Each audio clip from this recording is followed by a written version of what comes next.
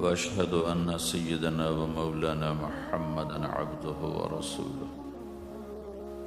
أما بعد، فأعوذ بالله من الشيطان الرجيم. بسم الله الرحمن الرحيم. واعتصموا بحبل الله جميعا ولا تفرقوا واذكروا نعمة الله عليكم إذ كنتم أعداء فألف بين قلوبكم فأصبحتم بنعمته إخوانا. وقال النبي صلى الله تعالى عليه وسلم: المسلم أخو المسلم لا يخذله لا يظلمه بحسب امرئ من الشر أن يحقر أخاه المسلم. وقال النبي صلى الله تعالى عليه وسلم: إنما بعثت لأتمم مكارم الأخلاق، أو كما قال.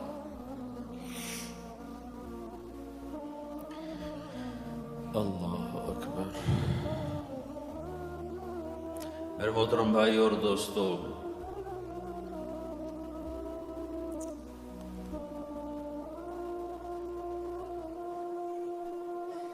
اسلام ایک زندگی گزارنے کا طریقہ ہے. صرف چند عبادات کا نام اسلام نہیں، یہ پوری ایک زندگی ہے.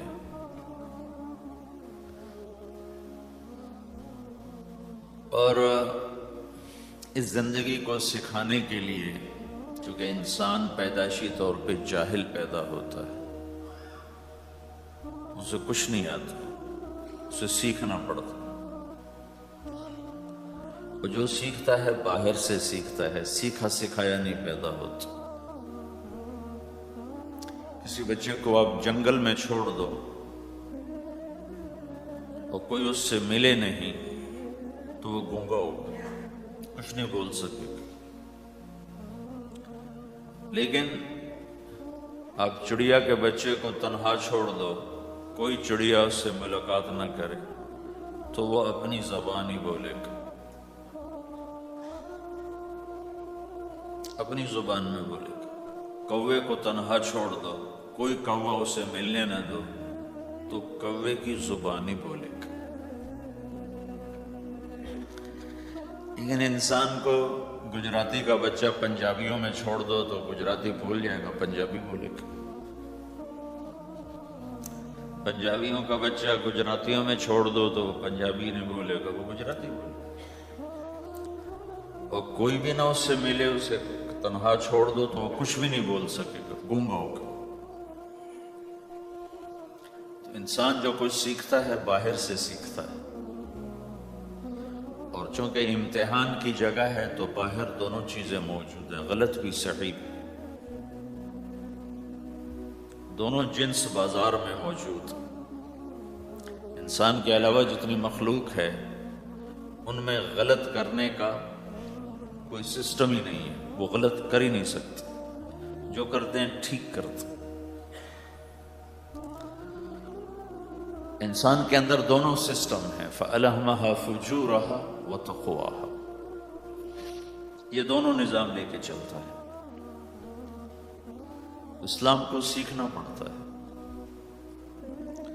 اور اسلام کے لیے جو سب سے بڑا سرمایہ ہے، جیسے آپ بازار میں جاتے ہو، دکان کھولتے ہو، پھیری لگاتے ہو، تو اس کے لیے پیسہ چاہیے، ڈالر چاہیے. ڈالر کے بغیر آپ کاروبار نہیں کر سکتے.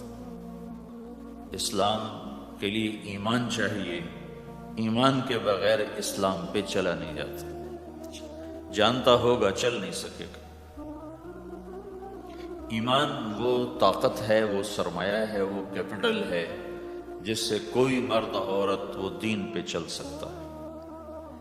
یہ زیادہ ہوگا تو زیادہ چلے گا، تھوڑا ہوگا تو تھوڑا چلے گا، نہیں ہوگا تو صفر ہوگا، زیرو ہوگا.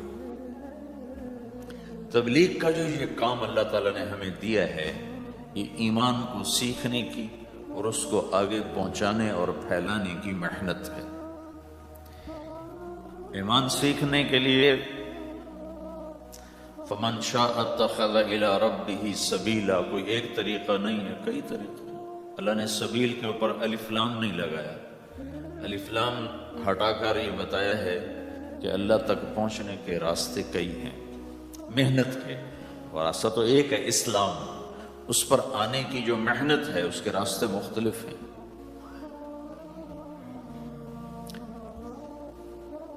ہاں، آگے پہنچانے کے لیے تبلیغ کے سوا اور کوئی راستہ کوئی نہیں۔ یہاں آ کر تبلیغ منفرد کا کام منفرد ہو جاتا ہے کہ کسی محنت میں گشت کوئی نہیں سوائے تبلیغ کی، صرف تبلیغ ہے جس میں گشت ہے کہ خود چل کے جاؤ۔ اگر میرے پاس وہ میرے کالج کا لڑکا نہ آتا تو مجھے تو نہیں پتا تھا تبلیغ کیا چیز، نہ دین کا پتہ تھا نہ دنیا کا پتہ تھا، تو کوئی چل کے آیا اور اس نے ہاتھ پکڑا۔ اور دعوت ہے ہی بے طلبوں کے لیے، مدرسہ تو طلب والوں کے لیے، وہاں تو تعلیم ہوتی، تبلیغ نہیں ہوتی۔ خانقاہ تو طلب والوں کے لیے ہے اور دعوت بے طلب لوگوں کے لیے، جو سننا نہیں چاہتے، جو قریب نہیں آنا چاہتے، اور ایسا طبقہ کروڑوں اربوں کی تعداد میں موجود ہے۔ انہیں دین پر لانے کے لیے یا دین کی بات ان کے کان میں ڈالنے کے لیے سوائے گشت کے اور کوئی عمل کوئی نہیں۔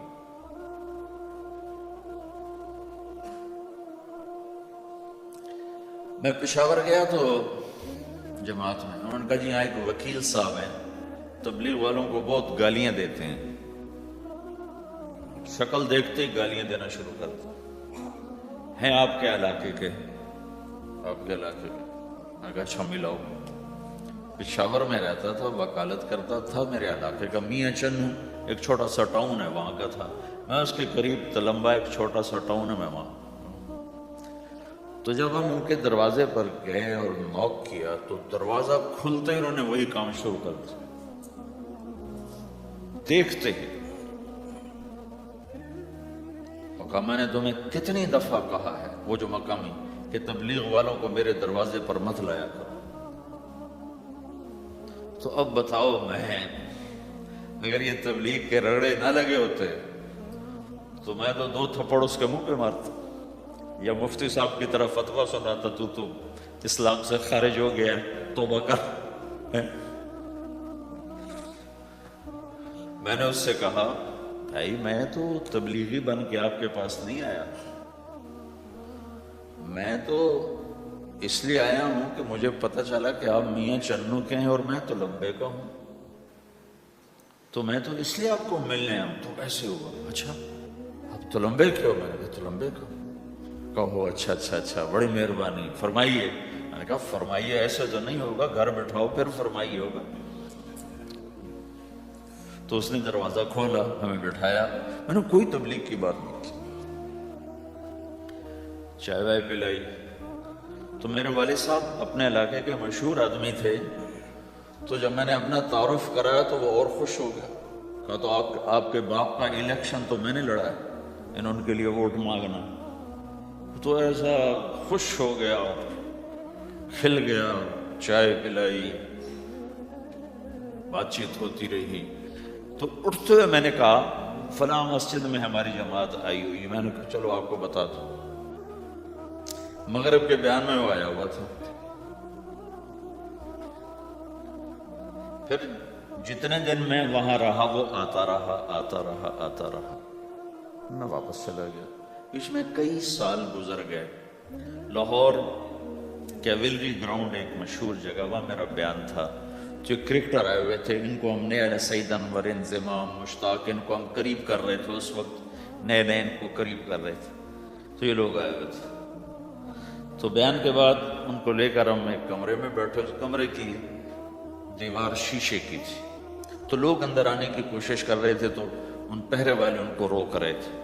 تو اس میں سے ایک آدمی منہ اوپر کر کے میری طرف سے اشارہ کرے، تو میں نے دیکھا تو ایک آدمی کی بڑی داڑھی، اور وہ مجھے ایسے ایسے اشارہ کر رہا ہے۔ میں نے نہیں پہچانا. تھوڑی دیر کے بعد میں نے غور سے دیکھا تو وہ وہی وکیل صاحب پشاور والے. وہ ان کو اندر بلاؤ اندر بلاؤ. وہ اندر آئے تو میں اٹھ کے ملا. کہنے لگے یہ دیکھو یہ تمہارا ایک گشت. میرا وقت بھی لگ چکا ہے, پتہ نہیں کہ چلا لگا ہے یا 3 چلے لگے ہیں. تو جو دیکھو نا, اب میں سے کئی لوگ پھیری لگاتے ہیں, جس کو گجرات پھیری لگاتا ہوں. پھیری میں پہلے سمجھے نہیں. پھیری تو کہتے ہیں چھوٹے جہاز کو جو سمندر میں چلتا ہے. میں سمجھے یہ پھیری لگاتے ہیں پھیری, اور وہ تو گجراتی میں پھیری کہتے ہیں پھیری کو. تو پہلے تو میں چکر کھاتا رہا کہ یہ کیا ہے پھیری. پھیری تو چھوٹے جہاز کو کہتے ہیں, چھوٹا بحری جہاز. تو پھر بعد میں کسی نے کہا کہ یہ چل پھر کے سودا بھیجا. اچھا پھیری کو پھیری کر, تم خدا کو خدا کر دے تو خدا کا شکر. ایک تو خدا لفظ ہی میں نے پہلے کہا تھا بولنے کا نہیں ہے, ایک اس کو خدا کو خدا کر دیتے ہو, خدا کی قسم. تو تم پھیری لگاتے لگاتے گاہک بنا لیتے ہو, نہیں بناتے ہو؟ پھیری لگاتے لگاتے تم اپنے گاہک بنا لیتے ہو. یہی تبلیغ کا کام کہ پھیری لگاؤ, لوگوں کے در کھٹکھٹاؤ. کوئی لے گا کوئی نہیں لے گا. جو آپ لوگ پھیری لگاتے تو سارے آپ سے سودا لیتے ہیں؟ نہیں لیتے. کوئی لیتا ہے کوئی نہیں لیتا. لیکن آپ جاتے رہتے ہو جاتے رہتے ہو جاتے رہتے ہو جاتے رہتے ہو. آہستہ آہستہ آپ اپنا اتنا کام کر لیتے ہو کہ آپ کی روٹی چل جاتی. تو سارے نبیوں نے پھیرا لگایا. کوئی نبی گھر نہیں بیٹھا کہ میرے پاس کوئی آئے گا تو اسے سکھاؤں گا. ہر نبی نے پھیرا لگایا. اور داؤد علیہ السلام نے ایک دفعہ یہ کیا, ایک بڑا عبادت خانہ بنایا اور اس کی دیواریں اونچی کر دی, اتنی اونچی کہ اندر کوئی جا نہ سکے. اور یہ طے کیا کہ ہفتے میں ایک دن میں کسی سے نہیں ملوں گا, صرف اللہ اللہ کروں گا. ہفتے میں ایک دن. تو وہ پہلا دن تھا, اندر سے تالا لگا دیا اور خود اندر بیٹھ گئے. اور پہلا دن ہے کہ میں آج کسی سے نہیں ملوں گا. تو میرے رب کو یہ بات پسند نہیں آئی کہ نبی کا کام کٹ کے بیٹھنا نہیں ہے, لوگوں میں جانا ہے. تو اللہ تعالیٰ نے انسانی شکل میں 2 فرشتے اندر اتار دیے. اذ تصور المحراب ففزع منهم قال لا تخف خصمان بغى بعضنا على بعض فاحكم بيننا. کہا جی حضرت ہمارا جھگڑا ہو گیا ہے, ہم آپ سے فیصلہ کروانے آئے. تو داؤد علیہ السلام ڈر گئے کہ دروازہ بند ہے, یہ آئے کہاں سے. دیوار اتنی اونچی ہے کہ اس کے اوپر سے چھلانگ لگا کے بھی اندر نہیں آ سکتے. تو یہ کون ہے, آئی کہاں سے. دروازے کو دیکھیں تالا لگا ہوا ہے, دیوار کو دیکھیں اتنی اونچی ہے, تو کون چھلانگ لگا کے اندر آئے گا. تو ڈر گئے. تو کہنے لگے جی آپ ڈرے نہیں, ہمارا جھگڑا ہو گیا. کیا جھگڑا ہے, کیا جھگڑا ہے. کہ هذا اخی له 99 نعجہ ولی نعجۃ واحدہ فقال اکفلنیها وعزنی فی الخطاب. یہ میرا بھائی ہے, اس کے پاس 99 بکریاں ہیں, بھیڑیں, 99 بھیڑ ہے, اور میرے پاس ایک ہے. یہ مجھے کہتا ہے ایک بھی مجھے دے دے, میری 100 پوری ہو جائے. تو آپ بتاؤ یہ غلط کر رہا ہے کہ ٹھیک کر رہا ہے. اب یہ فیصلہ تو آپ چھوٹے سے بچے سے بھی کروا سکتے ہو, نہیں. یہ تو لطیفہ سا بن گیا. داؤد علیہ السلام کے لطیفہ بن گیا کہ ایک آدمی کہتا ہے جی میرے پاس 99 ہے, تیرے پاس ایک ہے, تو ایک مجھے دے دے, میری 100 ہو جائے. تو داؤد علیہ السلام سوچ میں پڑ گئے یہ چکر کیا ہے.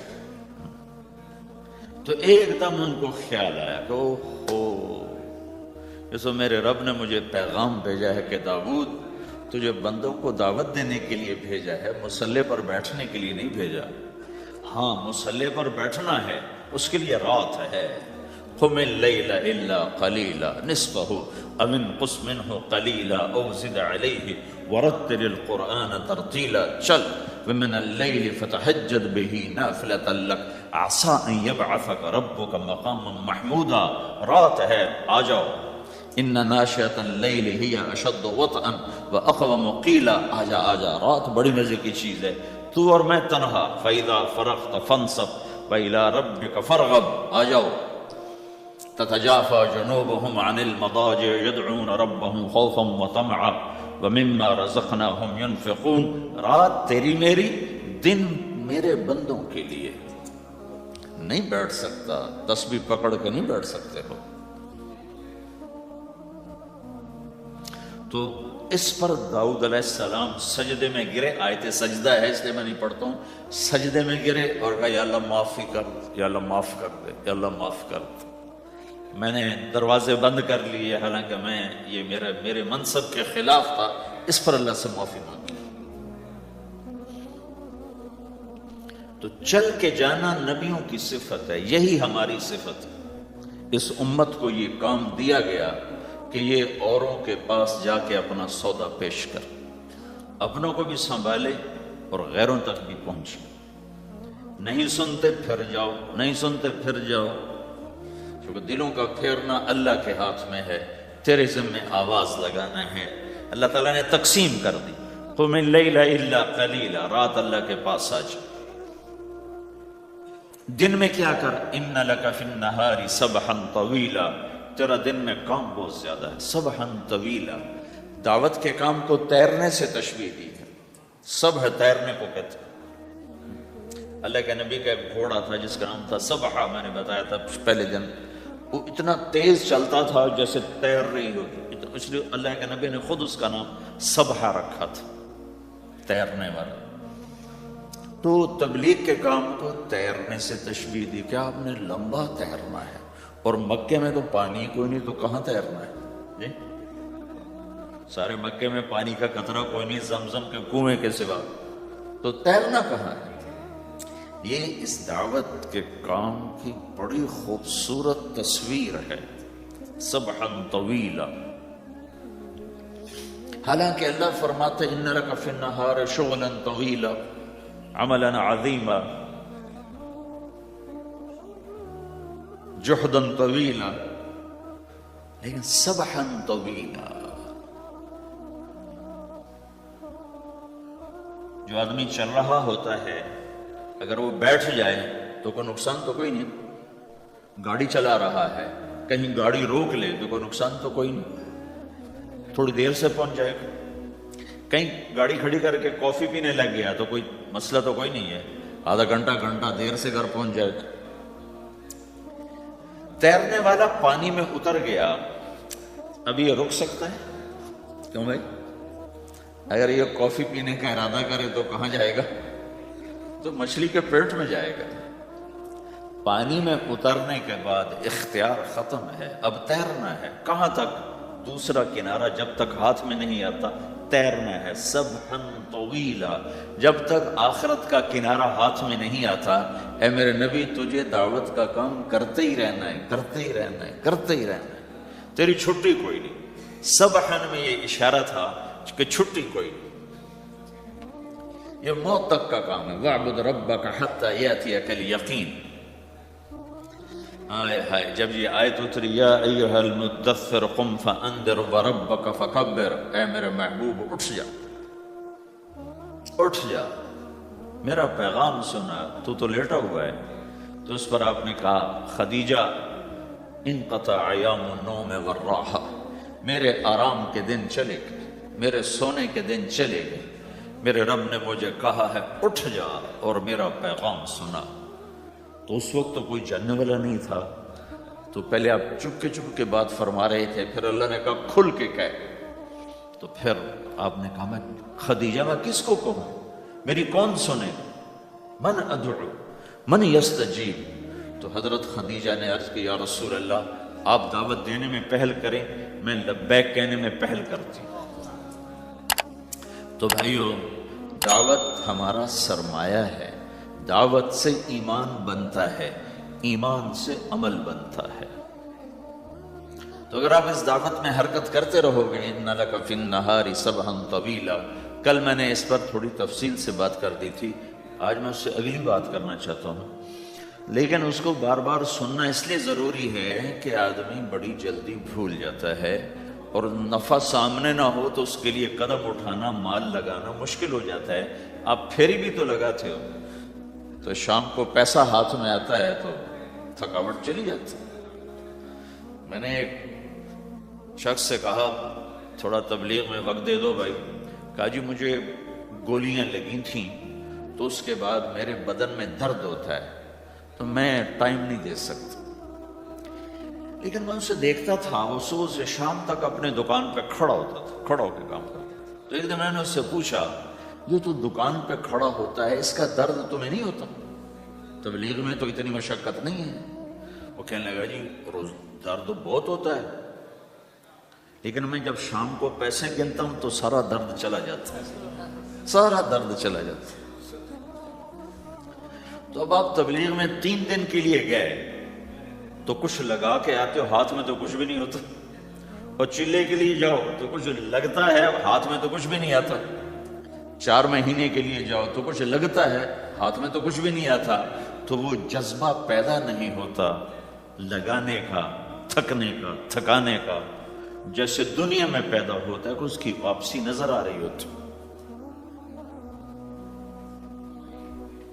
تو اس لیے بار بار ضرورت ہے اس کو سننے اور سنانے کی کہ اللہ نے اس امت کو یہ منصب دیا ہے، کنتم خیر امت اخرجت للناس، تم سب سے بہترین امت ہو، تمہیں نکالا گیا ہے۔ کیا کرتے ہو؟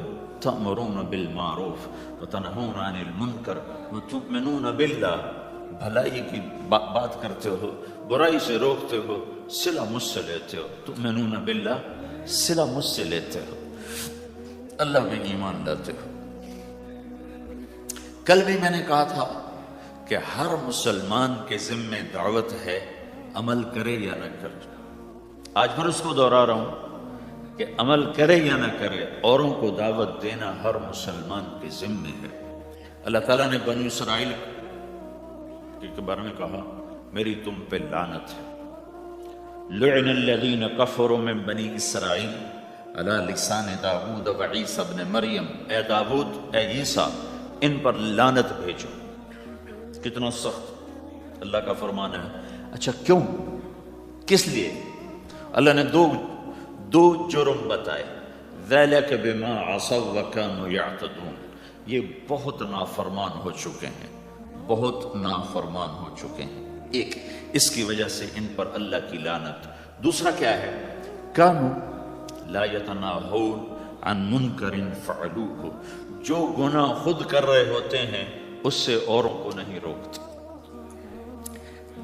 كَانُوا لَا يَتَنَاهَوْنَ، نہیں روکتے تھے، عن منکرن، اس گناہ سے، فعلوہ، جسے وہ خود کر رہے ہوتے تھے۔ تو اس سے پتہ چلا کہ اگر کوئی نافرمانی بھی کر رہا ہے تو کسی کو اگر دیکھتا ہے نافرمانی کرتے تو اسے سمجھانا اس کے ذمہ ہے۔ یعنی اللہ تعالیٰ نے اللہ یوں کہہ رہا ہے کہ کم وقت خود تو برائی کر رہا تھا تو کسی کو روکتا تو صحیح۔ دونوں ہی کام نہیں کیے، نہ خود چھوڑا نہ کسی اور کو روکا۔ تو بھائیو، حرکت کرتے رہنا، اس حرکت میں بڑی طاقت ہے۔ ساری کائنات حرکت میں، اگر رک جائے تو بھائی زمین حرکت کر رہی ہے، سورج حرکت کر رہا ہے، چاند ستارے، ہر شے حرکت میں۔ تمہاری زمین 66,000 کلومیٹر فی گھنٹہ کی رفتار سے روزانہ بھاگی جا رہی۔ پتہ چلا کہ پاناما بمیں دونوں سمندروں پہ 66,000 کلومیٹر فی گھنٹہ کی رفتار سے دوڑا جا رہا ہے۔ تمہارا سورج 6 لاکھ میل 9 لاکھ کلومیٹر فی گھنٹہ کی رفتار سے دوڑتا جا رہا ہے۔ حرکت کے ساتھ زندگی ہے، حرکت ختم ہوگی زندگی ختم ہو جائے گی۔ اب لوگوں نے حرکت کی، اپنے ملکوں کو چھوڑ کر آئے، اللہ نے آپ کو روزگار دے دیا، باعزت روزگار دے دیا۔ تو بھائیو، اللہ کے دین کے لیے حرکت کرتے رہنا، عمل بھی آ جائے گا انشاءاللہ، ایک دن دیکھو گے زندگی بدلے گی۔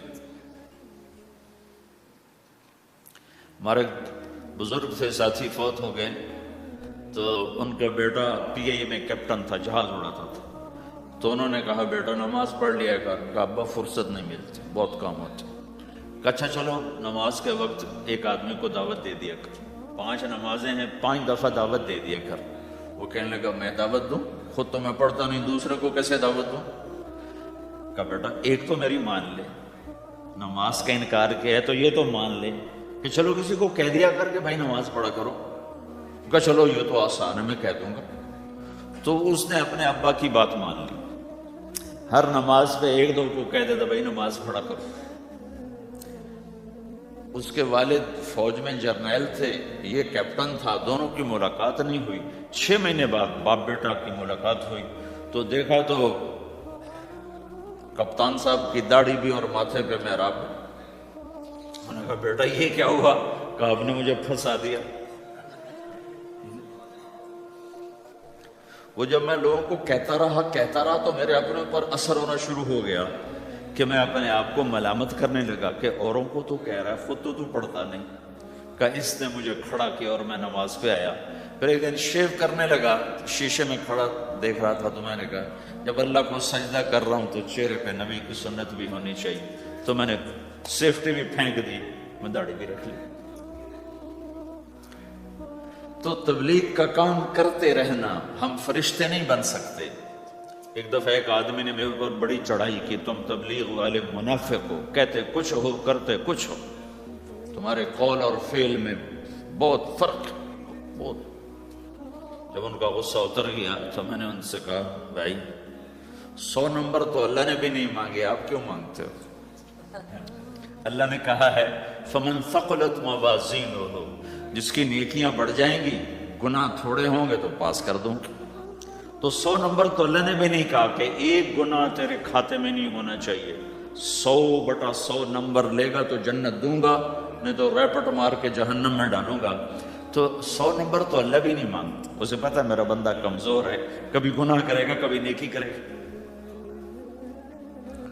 تو وہ کہتا ہے جس کے پاس 51 نیکیاں ہوئیں اور 50 گناہ ہوئے تو لوں گا تو 51 چپ جائیں گے نا، 50 معاف. مثال دے رہا ہوں، ہمارے علاقے میں ایک ذمہ دار تھے، وہ ذکر بھی بہت کرتے تھے، گالیاں بھی بہت دیتے تھے. ادھر سبحان اللہ تیرے فلانے، الحمدللہ کے ساتھ ایک پھکڑ تولتے تھے. ساری زندگی وہ ایسا ہی کرتے رہے. جب وہ فوت ہو گئے تو کسی نے ان کو دیکھا تو انہوں نے پوچھا کہ میاں صاحب آپ کے ساتھ کیا ہوا؟ آپ تو گالیاں بہت دیتے تھے. خود ہی انہیں پوچھ رہے آپ تو گالیاں بہت دیتے تھے، تو آپ کے ساتھ کیا ہوا؟ کہ اللہ تعالیٰ نے میرے ذکر اور میری گالیوں کو تولا تو میرا ذکر بڑھ گیا تو میری بخشش ہو گئی. اللہ نے بھی کاؤنٹنگ رکھی ہے، پرفیکشن مانگی ہی نہیں. اگر اللہ پرفیکشن مانگتا تو پھر آپ کہتے تم کرتے کچھ ہو کہتے کچھ ہو. اگر میں کہتا صحیح ہوں تو ایک نیکی تو کر رہا ہوں، اور کرتا نہیں ہوں تو ایک گناہ کر رہا ہوں. کیا پتا میرا رب میرے کہنے کے تو فعل میرے نہ کرنے کو معاف کر دے. بس ایک صورت میں ہے کام خطرناک کہ اگر میں اس کہنے سننے کو اپنی دنیا بنانے کا ذریعہ بنا لوں پھر خطرناک ہے. تأمرون الناس بالبر وتنسون انفسکم وانتم تتلون الکتاب، وہ یہ آیت ہے. لیکن اگر میرے اندر اخلاص ہے تو پھر میں انسان ہوں، کبھی اچھا کروں گا کبھی برا کروں گا، لیکن میرے ذمہ صدا لگانا ہے. تو بھائیو اس تبلیغ کے کام کو کرتے رہنا، کرتے رہنا. اس سے ایمان بنتا ہے، ایمان سے دین وجود میں آتا ہے. دین کے 2 حصے ہیں، ایک عبادات ہے جس میں نماز سب سے اہم ہے. پھیری پہ ہو گھر پہ ہو نماز نہ چھوڑو. رمضان کے روزے ہیں، اللہ پھر رزق زیادہ دے دے، حج کرو، زکوٰۃ دو. لیکن عبادات بڑی محدود ہیں اور اس میں کثرت اللہ نے مطالبہ بھی نہیں کیا، بلکہ اللہ تعالیٰ نے اس میں اعتدال ہی کو پسند فرمایا ہے. اللہ تعالیٰ نے ہمارے نبی لمبی لمبی نمازیں پڑھتے تھے تو اللہ تعالیٰ نے روک دیا کہ ما انزلنا علیک القرآن لتشقی، میرے نبی میں نے تمہیں قرآن اس لیے نہیں دیا کہ تو لمبی لمبی نمازیں پڑھ کے تھکتا رہے، درمیانہ چل درمیانہ چل۔ اللہ کے نبی نے تبلیغ میں زیادہ زور دکھایا تو اللہ نے اس پر بھی کہا فَلَا تَذْهَبْ نَفْسُكَ عَلَيْهِمْ حَسَرَاتٍ، اتنا غم نہ کیا کر کے تو خود ہی ہلاک ہو جائے مرنے، ایسا نہ کر۔ تو عبادات محدود ہیں اور اس میں اعتدال مطلوب ہے۔ سارا دن مصلی پہ بیٹھنا یہ اللہ نہیں دیکھنا چاہتا، اللہ یہ دیکھنا چاہتا ہے کہ تو باہر جاتا کہ میں دیکھوں کہ اب تو کیا کرتا ہے۔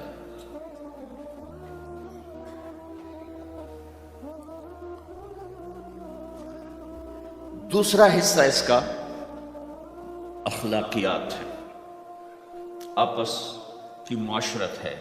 دین جو اثر انداز ہوتا ہے وہ معاشرت سے اثر انداز ہوتا ہے، عبادت سے نہیں،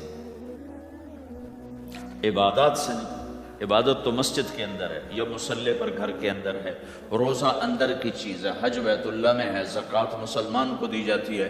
تو دنیا میں دین پھیلنے کے لیے اور اپنوں کو دین کے قریب کرنے کے لیے جو سب سے بڑا عمل ہے وہ بھائیو اچھے اخلاق ہے۔ یہ دوسرا حصہ میں آج بیان کرنا چاہتا ہوں۔ اللہ کے نبی نے فرمایا ایو غر الاسلام اوثق، مجھے بتاؤ اسلام کا سب سے مضبوط عمل کیا ہے؟ تو صحابہ نے کہا الجہاد، یا رسول اللہ جہاد۔ اسلام کا سب سے مضبوط عمل کیا ہے؟ صحابہ نے کہا جہاد۔ تو آپ نے کہا وحسن وما هو به، ہاں جہاد بہت اچھا عمل ہے لیکن سب سے بڑا عمل نہیں ہے، سب سے مضبوط عمل نہیں ہے۔ ان کا جی الصلاۃ، نماز۔ تو آپ نے کہا ہاں وحسنۃ وما هي بها، نماز بھی بہت اچھی چیز ہے لیکن وہ نہیں جو میں پوچھ رہا ہوں، سب سے اعلیٰ، سب سے اوپر، سب سے مضبوط نہیں۔ انہوں نے کہا جی الحج، حج۔ تو آپ نے کہا حج بھی بہت اچھا عمل ہے لیکن وہ نہیں جو میں نے پوچھا ہے۔ پھر صحابہ نے کہا جی روزہ، آپ کا روزہ بھی بہت اچھا ہے لیکن وہ نہیں جو میں نے پوچھا ہے۔ تو پھر صحابہ نے کہا یا رسول اللہ پھر آپ ہی بتائیں، ہمیں تو نہیں پتا۔ تو ہمارے نبی عبادات سے اوپر لا رہے ہیں، اپنے ساتھیوں کو عبادات پہ قائم کر دیا۔ ہر آدمی نمازی بن چکا ہے، ہر آدمی روزے دار بن چکا ہے، ہر آدمی مالدار زکوٰۃ دینے والا بن چکا ہے، اور ہر آدمی حج کا جذبہ پیدا کر چکا ہے۔ اب آپ ان کو اخلاق پہ لانا چاہتے ہیں، کیونکہ اسلام کی تکمیل اخلاق سے ہے۔ اسلام کو تشبیہ دی گئی ہے گھر کے ساتھ، بنی الاسلام والا خمسن۔ تو بنیا کا لفظ عمارت پر بولا جاتا ہے، تو اسلام کی بنیاد میں ہے کلمہ، نماز، روزہ، حج، زکوٰۃ۔ اگر اس مسجد کی بنیادیں بھر دی جائیں تو اس کو مسجد تو نہیں کہیں گے نا۔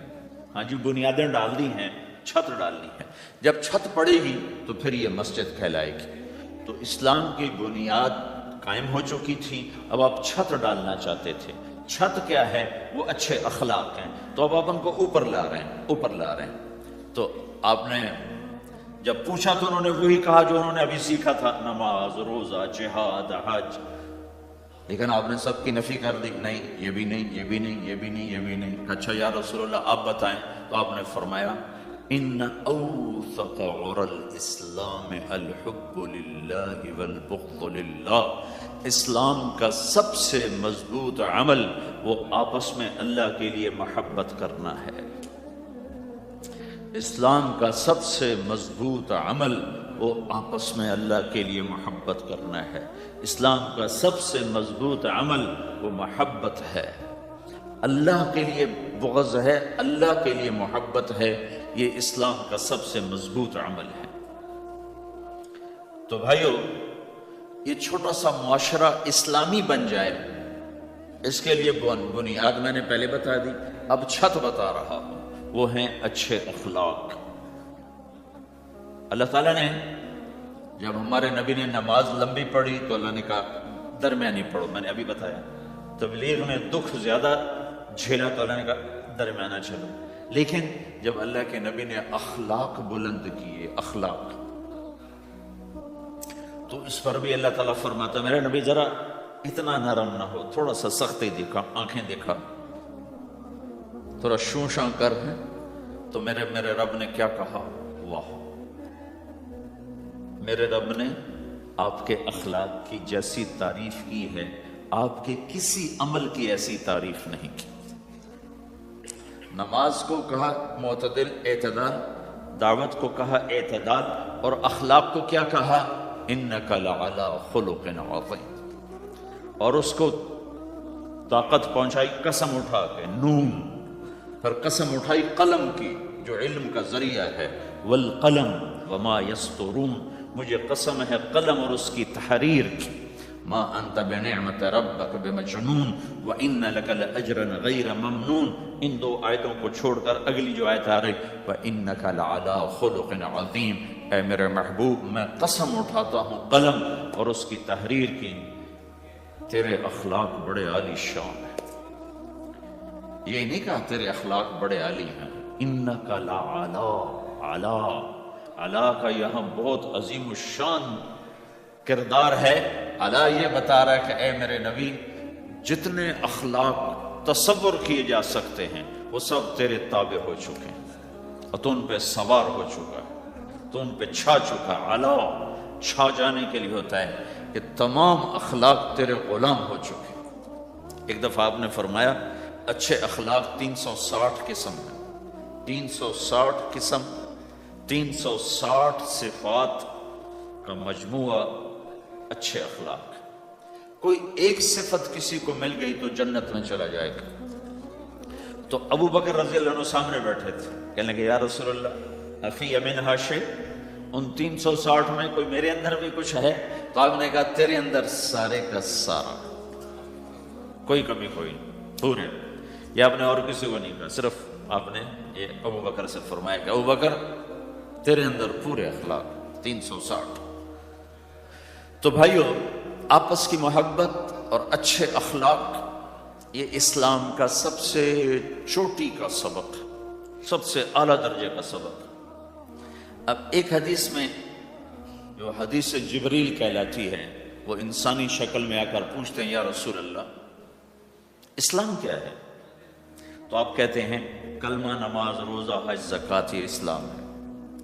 یہی سوال اب آخری حج کا موقع آ چکا ہے، اب اسلام 9 سال آگے، 10 سال آگے جا چکا ہے اور اس کی شکل مکمل ہو چکی ہے۔ تو عمر بن عبسہ رضی اللہ تعالیٰ عنہ یہ آخری حج کے موقع پر آپ سے ملتے ہیں اور آ کر یہ آپ سے پوچھتے ہیں یا رسول اللہ مل اسلام؟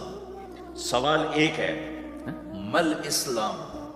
شروع میں مدینے کے داخلے کے شروع میں جبریل انسانی شکل میں آتے ہیں اور کہتے ہیں مل اسلام، اسلام کیا ہے؟ تو آپ کہتے ہیں کلمہ، نماز، روزہ، حج، زکوٰۃ۔ اب یہی سوال 10 سال کے بعد یا 9 سال کے بعد عمر بن عبسہ کہتے ہیں یا رسول اللہ مل اسلام، اسلام کیا ہے؟ تو اب جواب سنو، آپ نے فرمایا اطعام الطعام وطیب الکلام، میٹھا بولنا اور کھانا کھلانا۔ کسی سے میٹھا بولنا کتنا عظیم ہے میرے نبی کی، میرے اللہ کی بارگاہ میں، کہ آپ نے فرمایا ابتسامک فی وجہ اخیک صدقہ، تو اگر کسی مسلمان کو ہنس کے مل لے تو یہ بھی تیرے لیے صدقے کا ثواب ہے، صدقہ لکھا جائے گا۔ جبریل کہتا ہے یا رسول اللہ مل ایمان، ایمان کیا ہے؟ تو آپ فرماتے ہیں اللہ کو ماننا، فرشتوں کو ماننا، نبیوں کو ماننا، کتابوں کو ماننا، تقدیر کو ماننا، موت کے بعد کی زندگی کا اقرار کرنا۔ ان تؤمن باللہ وملائکتہ وکتبہ ورسلہ وبالبعث بعد الموت، یہ ہے ابتدائی جواب۔ اب یہی سوال عمر بن عبسہ کرتے ہیں 9 سال کے بعد، یا رسول اللہ مل ایمان، ایمان کیا ہے؟ تو آپ نے فرمایا الصبر والسماحہ، صبر کرنا، معاف کرنا۔ سوال ایک ہے، جواب 2 ہیں، کیوں کہ جگہ اور نوعیت بدل چکی ہے۔ ابتدائے اسلام ہے تو عبادات بتائی جا رہی ہیں، انتہائی اسلام ہے تو اخلاق بتائے جا رہے ہیں کہ اے عمر، ایمان کیا ہے؟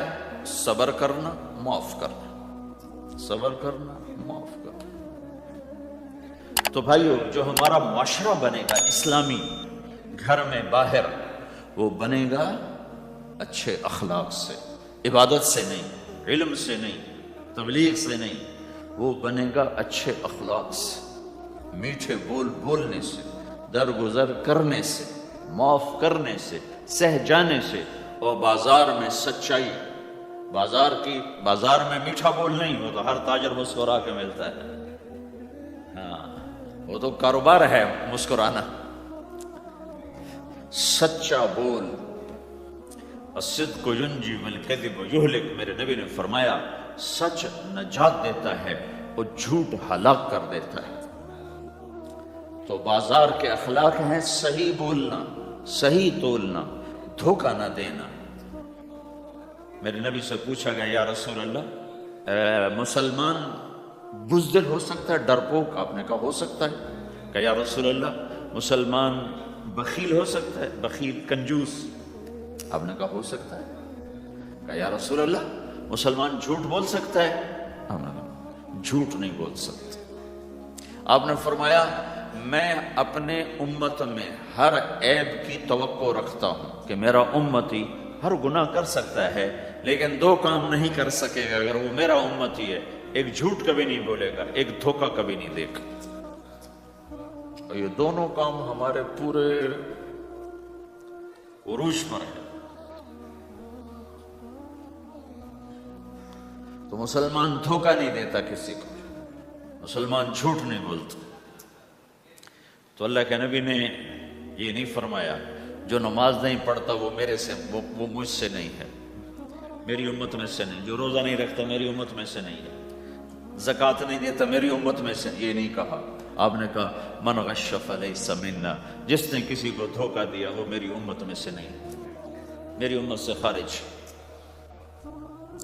تو آپ کی تجارت پاناما میں ایسی تجارت ہو کہ وہ اسلام کا بولتا ثبوت بن جائے، آپ کی جاب ہے تو ایسی ہو کہ اسلام کی پورا انڈونیشیا جو مسلمان ہوا ہے، مسلمان تاجروں کی تجارت سے مسلمان، ملائیشیا، انڈونیشیا، فلپائن، ان علاقوں میں جتنا اسلام پھیلا ہے یہ تاجروں کی محنت سے پھیلا۔ کہاں کے تاجر؟ یمن کے عرب تاجر، ان کے عالی اخلاق، ان کا سچا بول، ان کا صحیح ترازو، اس نے لوگوں کے قلوب کو پھیر دیا کہ یہ پیسے کے غلام نہیں ہیں۔ تو ہماری تجارت اس لیے نہیں کہ ہم پیسہ بنائیں، ہماری تجارت اس لیے کہ ہم تجارت میں اللہ کے احکام زندہ کریں، جس میں سب سے بڑا حکم سچ بولنا ہے اور دھوکے سے بچنا ہے، اور غلط کاروبار سے، غلط کام سے بچنا ہے۔ صرف ہم پیسہ نہیں کماتے، ہم اللہ کا امر دیکھتے ہیں کہ اگر میرے اللہ کے حکم کے مطابق ہے تو ٹھیک، اگر اس کے مطابق ہم چھوڑ دیں۔ تو بھائیو اپنی پہچان کرواؤ سچائی کے ساتھ، دیانت کے ساتھ، دھوکے سے بچتے ہوئے۔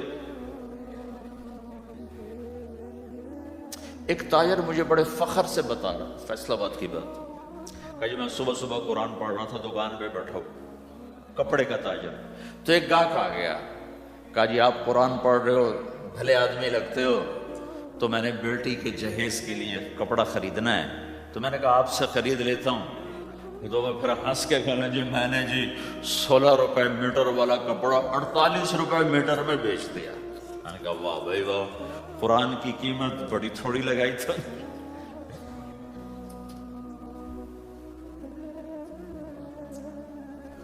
ہائے ہائے ہائے ہائے، اس کو شرم بھی نہیں آ رہی اس بات پر، احساس ہی کوئی نہیں کہ اس نے قرآن پڑھتے دیکھ کر اعتماد کیا اور اس نے قرآن سے ہی اس کو دھوکہ دیا کہ پورے بازار میں 16 روپے گز ہے وہ کپڑا، وہ 48 روپے اس کو بیچ رہا ہے۔ اگر اپنے نبی کی بات سنو، آپ نے کہا سچا تاجر قیامت کے دن نبیوں کے ساتھ کھڑا کیا جائے گا۔ کیوں؟ کہ ہر موقع پہ جھوٹ بولا جا سکتا ہے، پروفٹ کمایا جا سکتا ہے، دھوکہ دیا جا سکتا ہے، فراڈ کیا جا سکتا ہے، اور اس سے بچتا ہے بچتا ہے بچتا ہے بچتا ہے، نہ اپنوں کو دھوکہ دیتا ہے نہ غیروں کو دھوکہ دیتا ہے۔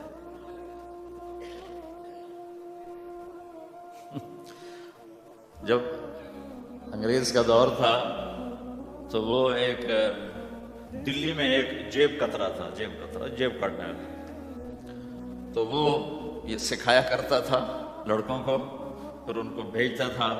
تو اس کا ایک چیلا شام کو صرف 2 روپے لے کر آیا، 2 روپے لے کر۔ تو اس نے کہا بے وقوف، آج سارے دن کی کمائی 2 روپے؟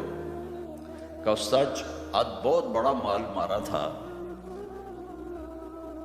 لیکن میں نے دیکھا تو وہ ایک گورا تھا، انگریز تھا، تو مجھے خیال آیا اگر قیامت کا دن عیسیٰ علیہ السلام نے میرے نبی کو گلہ دے دیا کہ تیرے امتی نے میرے امتی کی جیب کاٹی تھی، تو میں اپنے نبی کو کیا جواب دوں گا؟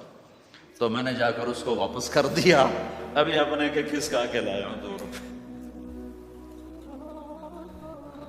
تو پچھلے زمانے میں تو چور بھی ایسے خوددار ہوتے تھے، اب تو نمازی ایسے غیرت کہاں پھینک کے آ گئے ہیں، ماتھے پہ محراب ہوتا ہے اور دھوکے میں سب سے اول ہوتا ہے۔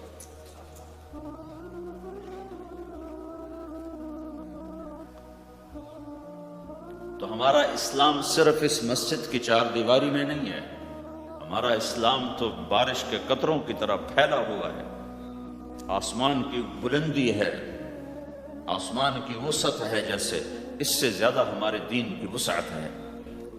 تو آپ کسی دفتر میں ہو یا اپنے کاروبار میں ہو تو اس میں بھی اللہ کے نبی نے آپ کو طریقہ بتایا ہے۔ تو بازار کے اخلاق ہیں مسکرانا نہیں، بازار کے اخلاق ہیں سچ بولنا، صحیح دینا، صحیح تولنا، صحیح سودے کا عیب بتانا۔ عبد الرحمن بن عوف رضی اللہ تعالیٰ عنہ کے بارے میں، وہ پہلے 10 صحابہ میں آتے ہیں، پہلے 10 صحابہ۔ آپ نے کہا ابو بکر جنتی، عمر جنتی، عثمان جنتی، علی جنتی، طلحہ جنتی، زبیر جنتی، سعد جنتی، عبد الرحمن جنتی، ابو عبیدہ جنتی، سعید بن زید جنتی، اس میں ایک عبد الرحمن۔ جب ان کا انتقال ہوا تو انہوں نے 3 ارب 10 کروڑ 20 لاکھ دینار چھوڑے ترکہ۔ ہمیں تو بڑا بیوقوف بنایا گیا، کاغذ کو کرنسی بنا کے دے دی۔ کاغذ، کرنسی تو سونا ہوتا ہے جی، کرنسی تو سونے اور چاندی کو کہتے ہیں، کاغذ کے ٹکڑے کو تو کرنسی نہیں کہتے۔ اور اب کرنسی بھی لے کر وہ کارڈ پکڑا دیے، جیب بھی خالی، اب کرنسی بھی، کاغذ بھی کوئی نہیں، خالی کارڈ۔ اس کو کیا کہتے ہیں کارڈ کو؟ Credit card, credit card. وہ ساری دنیا کو بیوقوف بنائے ہوئے، یا تو کاغذ پکڑائے ہوئے ہیں یا کارڈ پکڑا، کاغذ بھی اب واپس لے لیا، اب کارڈ پکڑا دیا۔ اور عبد الرحمن بن عوف نے جو پیسے چھوڑے وہ کاغذ نہیں تھے۔ کاغذ کی کیا حیثیت؟ پاکستان میں روز چھپ رہے ہیں، کاغذ کی کیا حیثیت؟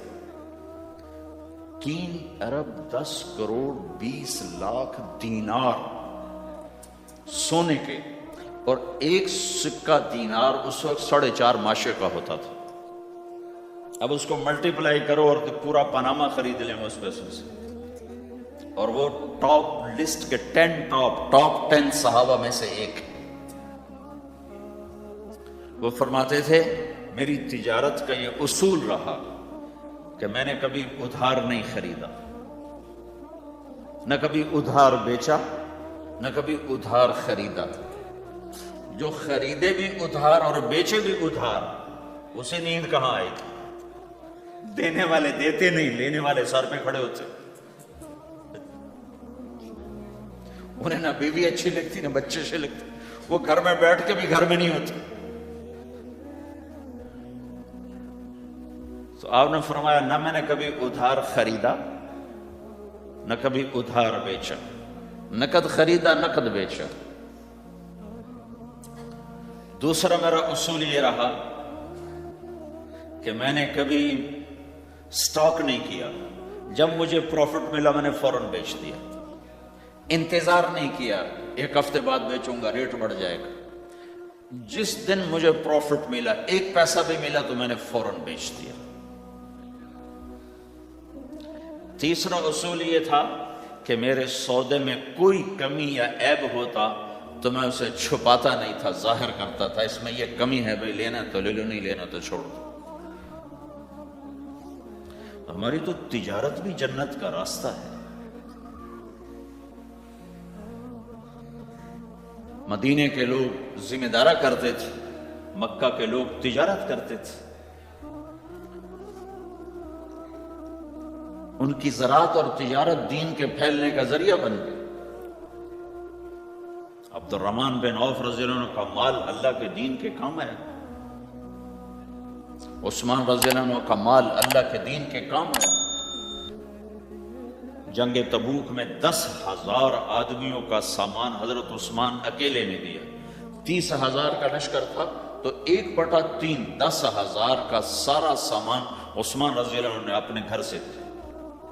اور وہ پیسے دینار لا کے پیش کیے نا، تو اللہ کے نبی وہ دینار لے کر یوں کر رہے تھے، ایسے ایسے وہ کر رہے تھے، ما علی عثمان اللہ یعمل بعد عثمان، آج کے بعد تو کچھ نہ کر، جنت واجب ہو گئی تیرے لیے۔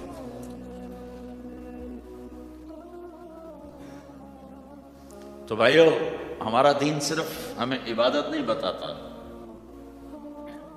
بازار کی زندگی بتاتا ہے کہ مسلمان بازار میں کیسے ہوتا ہے۔ کسی کے ہاں ملازم ہے تو اس کی نوکری کیسی ہوتی ہے، اس کی دیانت کیسی ہوتی ہے، اس کا بول کیسا ہوتا ہے۔ وہ پیسے پہ قربان نہیں ہوتا، وہ پیسے کو ایمان پہ قربان کرتا ہے۔ تو آپ کی تجارت بھی دین کے پھیلنے کا ذریعہ بنے گی۔ آہا، صرف نماز سے گناہ معاف نہیں ہوتے۔ مسلم شریف کی روایت ہے، من امسا کالن بعمل یدہ امسا مغفورا لہ، جو صبح سے شام تک روزی کماتے کماتے حلال حلال حلال حلال، جھوٹ والی نہیں، کھوٹ والی نہیں، خیانت والی نہیں، حرام چیز نہیں، حرام چیز کا بیچنا بھی حرام ہے، خریدنا بھی حرام ہے، اس کا پروفٹ بھی حرام ہے۔ جس گھر میں حرام پیسہ جائے گا وہاں سکھ کبھی نہیں آئے گا، چیزیں آ جائیں گی، چین نکل جائے گا۔ 1960 کی دہائی میں ایک پاکستان کا افسر تھا، اس نے 1960 میں لوگوں کے پاس 100 روپے مشکل سے ہوتے تھے، اس نے اس زمانے میں کروڑوں روپے جمع کیے رشوت سے، بہت بڑی پوسٹ پر تھی۔ جب وہ مر گیا، ایک دن اس کا بیٹا کہہ رہا تھا، کاش ہمارا باپ ہمارے لیے حرام اکٹھا نہ کرتا تو کوئی خوشی کا دن ہم بھی دیکھ لیتے۔ جن کے لیے جمع کیا تھا کہ میرے بچے مزے سے، میں نے خود اپنے کانوں سے اس کو یہ کہتے ہوئے سنا کئی دفعہ، میں آج مر جاؤں میری بچی کو کسی کی پرواہ نہیں کہ میں نے اتنا پیسہ بنا دیا ہے۔ تو اسی کا بچہ یہ کہہ رہا تھا، کاش ہمارا باپ ہمارے لیے حرام اکٹھا نہ کرتا تو ہم بھی کوئی خوشی کا دن دیکھ لیتے۔ تو اللہ کے نبی نے فرمایا، من امسک کالن بعمل یدہ امسا مغفور لہ، جو صبح سے شام تک حلال کمانے میں تھکتا ہے اور تھک کے واپس آتا ہے تو اس کے اس دن کے سارے گناہ اللہ معاف فرما دیتا۔ تو ہمارا بازار بھی دین ہے بھائی، پھر ہمارا گھر بھی دین ہے، گھر کی زندگی دین ہے۔ میرے نبی نے گھر کی زندگی سمجھائی۔ آپ اپنے گھر میں جھاڑو دے رہے ہیں، قاب قوسین کا ٹائٹل لے کر، مقام محمود کا ٹائٹل لے کر، ختم نبوت کا تاج سر پہ سجا کر، نبیوں کی سرداری کا صحرا باندھ کر آپ گھر میں جھاڑو دے رہے ہیں، اپنے کپڑے خود دھو رہے ہیں۔ 9 بیویاں ہیں، 9 اپنے کپڑے خود دھو رہے ہیں۔ کوئی پھٹ گیا ہے خود سی رہے ہیں، جوتا پھٹ گیا خود ٹھیک کر رہے ہیں۔ حضرت عائشہ رضی اللہ عنہا کو آٹا گوندنا نہیں آتا تھا، چھوٹی عمر تھی تو ان کو آٹا گوند کے دیتے تھے، جب تک ان کو آٹا گوندنا نہیں آیا ان کو آٹا گوند کے دیتے تھے۔ ہمیں تو گھر کی زندگی بھی سمجھائی گئی ہے، اور ہمیں بتایا گیا کہ تو اگر اپنی بیوی کے منہ میں لقمہ ڈالتا ہے تو یہ بھی تیرے لیے صدقہ ہے۔ سب سے بہترین صدقہ وہ ہے جو تم اپنے بچوں پر خرچ کرو۔ پھر دنیا دکھوں کا گھر ہے تو میں قربان جاؤں اپنے نبی پر، آگے آنے والے سارے زمانوں کو دیکھ کر بیان فرما گئے، بتا گئے، اور نے فرمایا مجھے بتاؤ جہاد میں خرچ کرنے سے بھی بہتر خرچ کون سا ہے؟